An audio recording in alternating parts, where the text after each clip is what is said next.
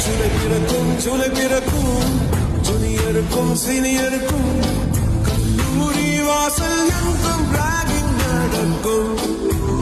students மனமோ நங்க மனமே ரோஜா இருக்கும் முள்ளும் இருக்கும் நட்புக்கு